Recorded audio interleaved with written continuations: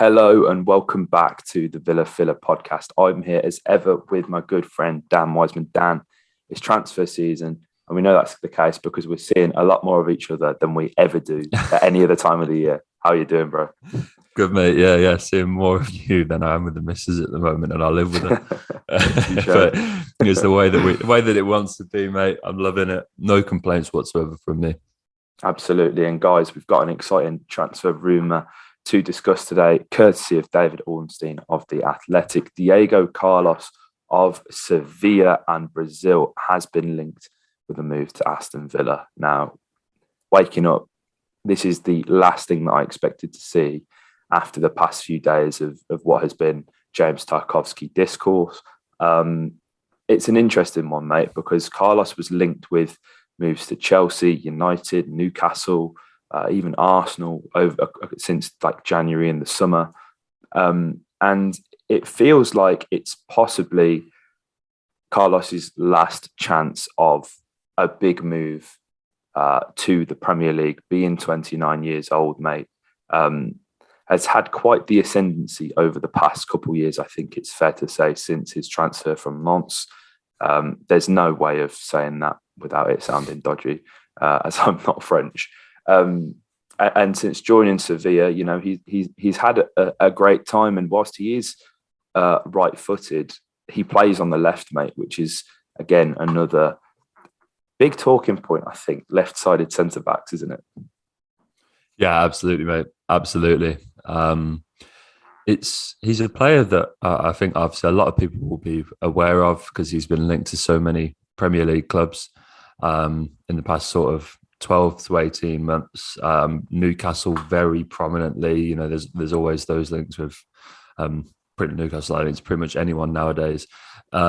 He's a very fleet-footed centre half. Obviously, you said quite seasoned international. His career has really blossomed only in the last sort of couple of years, really. It sort of took him a while to get himself established. I mean, as you said, obviously moved from Liga 1 to Sevilla in 2019. But even then, his move only came to the big time in the French leagues in 2016. So before then, he'd been floating around in Porto B sides and a variety of different Brazilian sides and ones in the Portuguese league. So he's sort of exploded out the traps, a real late bloomer in his career. And I think the relationship that he's formed with Jules Koundé at the heart of that Sevilla defence and the varying levels of success that centre half partnership has brought has really put him on people's radar. And I think that is, we've seen the last season that defensive partnership will play together alongside each other at the Ramon Sanchez Pizjuan. I think both of them will actually leave this summer. It's very interesting to see sort of that we're linked with Carlos because he's not, you know, it seems like that when we're shopping for centre halves, we're looking to stop the mistakes that sort of, because the defence, I firmly believe we have very good defenders at the club. It's just we have lapses in concentration and silly mistakes from all the parties that end up sort of costing us games and stuff like that. And I think that if that's what we're looking to cut out, I'm surprised we're linked with Carlos because he is, I don't want to say error prone because that's harsh, but he's not Mr. Reliable. He's very good and he can be exceptional on his day. But obviously, he raised eyebrows. Do you remember when the Champions League went to the bubble was it Lisbon? Yeah. And he got, he was sent off. Was he sent off and then scored an own goal or scored two own goals in back-to-back games? I can't remember exactly what it is. But yeah, he's he's no stranger to a card and stuff like that. And he obviously played a role in Inter Milan's goal as well, because I think his overhead kick was turned into the net by Romelu Lukaku. So that's what put him, as I said, that sort of summed him up because he's absolutely brilliant. He's genius on his day. But yeah, as I said, he's not exactly someone that you can bet the bank on in terms of to go through a 38-game season without slipping up at some point. Yeah, it's a bit dodgy, isn't it, when you look back at that? And you know, if you look this season, he's only made 3 errors that have led to a shot and 2 errors that have directly led to a goal. He's also gave away 2 penalties so far this season as well, which as a centre half isn't really what you want to see. But you know, when you compare that to Tyrone Mings, only 1 error that's led to a shot, 1 error that's led to a goal, 1 penalty given away. which is surprisingly low again when you consider the Mings agenda. But also, looking at Conser's given away a penalty. He's made 2 errors that have led to shots, none that have led directly to goals. But again, I think that's the nature of the partnership, whereby Tyrone, being the ball player, naturally will have the ball a lot more than Ezri, and so on. But it's interesting, mate, because when you talk about ball playing centre halves, again, they come at a cost. Carlos, as well, when you look at the profile of the players that we're looking to bring in, mate, he's a winner. He's won the Europa League back in 2019, 2020, and he also won gold last summer in the Olympics with Brazil, as well as Douglas Luiz. 14 clean sheets in 34 this season, mate. Sevilla only conceded an average of 0.79 goals whenever he played. So, relatively strong at the back. And of course, the partnership with Jules Koundé is one of Europe's certainly most underrated ones. And as you said, mate, it seems like both of them probably won't be at the club come the start of the season. But he's a player. He's averaging about 75 touches per game with a 95% pass accuracy for passes in his own half. Can't praise that enough. Seems basic, but Tyrone Mings 90% accurate own half passes. Ezri Konsa 93% accurate own half passes. 88% pass accuracy just overall per 90, which is about 56 passes he is totaling up, which is about 20 more than Tyrone when you compare it, and again about 25 more than Ezri, with around the same sort of success rate in those passes. It seems like it's going to come with a big fee, mate, which is I think something that would put me off this, especially when we're talking about Tarkowski on a boss man.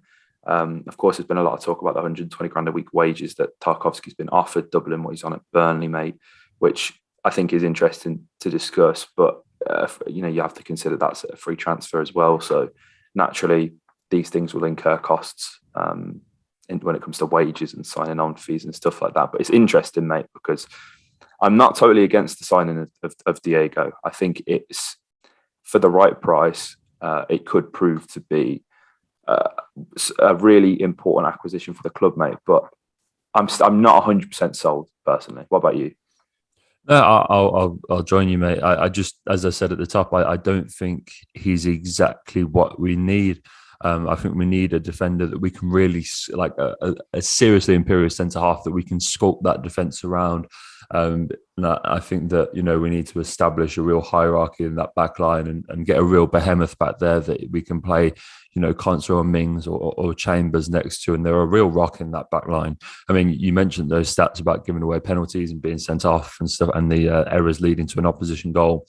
He's one of only 3 players in Europe's top 5 leagues this season to concede multiple penalties, be sent off, and commit multiple errors directly leading to an opposition goal. And I think for the fee that you're going to have to sort of pay, I mean, look, obviously there is a huge upside. I'm not denying that he's a very good defender. Only, he's made more blocks this season than anybody in La Liga by some distance. He's at 60 with Pau Torres on 47. And yeah, there's 2 years left on his deal, so it's not like it's running out too quickly. That's not going to hike the fee down too much. I mean, I don't know. I don't think he's exactly the kind of player that we're looking for. I'm not wholly sold on any of the centre-back links that we've made as to, yes, they're the huge centre-half. They're the beast at the back that we're looking for. Obviously, Tarkowski is fantastic. But I don't think he's poles above what we've been looking for. Like Ezri on his day and James Tarkowski, I think they're centre backs with a very similar ability. Is obviously Tarkowski on a free takes nothing away from the fact it's a brilliant bit of business, but is that the sort of centre half signing that steps in at the back, shuts up shop and helps us push on to Europe? I'm not wholly sure. I don't think Carlos is it either, and I think we're going to be linked with a lot of names this window. Obviously, we've had Calvin Bassey and stuff like that, and I'm yet to see that link. I'm like, yes, that's the one. That's the one that's going to really help us stop making these silly mistakes and convert that back line into something that can exist at a mid-table level to one that can push for Europe. Absolutely, and the jury's still out, but I think it's fair to say, mate, that given the business that we've got done, Total trust is with the people in charge at the club, and I'm sure we'll have the right man in come the opening game of the season. So, guys, let us know your thoughts on this transfer rumour mill. It's good to be back with the rumours as ever. And if you enjoyed this video, hit a like, comment your thoughts down below, and subscribe for more. Up the Villa.